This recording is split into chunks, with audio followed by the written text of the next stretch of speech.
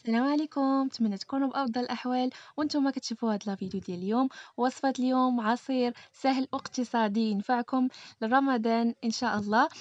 وقبل ما نبداو كنتمنى منكم تشتركوا في القناة وتضغطوا على زر الجرس باش توصلوا بجديد الوصفات إن شاء الله.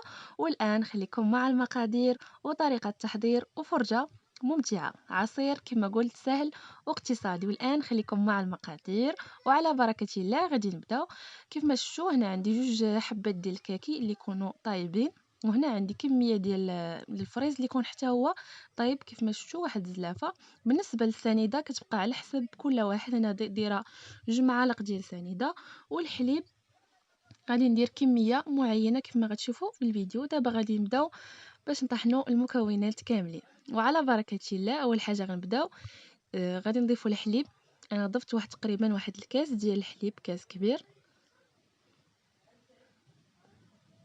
وكميه ديال الحليب نتوما اللي كتحكموا فيها. الا كنتو باغيين العصير خاطر بزاف غتنقصوا الحليب، بغيتو خفيف اكثر غتزيدوا الحليب. يعني هاد الكميه اللي عطيتكم انا كيجي العصير هو هذاك، ما خفيفش بزاف وما تقيلش بزاف، يعني بين وبين. ومن الاحسن العصير ما يكونش خفيف بزاف باش يجي مذاق زوين. ودابا كيف ما شفتوا ضفت المكونات كاملين وغادي نميكسي المكونات كاملين. كيف ما شفتوا عصير سهل واقتصادي نفعكم ان شاء الله رمضان. ومازال ان شاء الله غادي نشارككم تشكيله من العصائر ان شاء الله. كل مره غادي نبقى نحط لكم ان شاء الله عصير، وديك الساعه يعني اختاروا اللي راكم تفضلوا. انا ديجا حاطه في القناه عصائر غنحطهم لكم في صندوق الوصف باش تشوفوا الفيديوهات. كما شفتوا غادي نطحن الكل جيدا حتى ما يبقى حتى شي حاجه هكاك متكتله. وهالعصير ديالنا واجد صراحة، كيجي غزال غزال. غير جربوه. كيف ما شفتوا راه ساهل وبمقادير اقتصادية.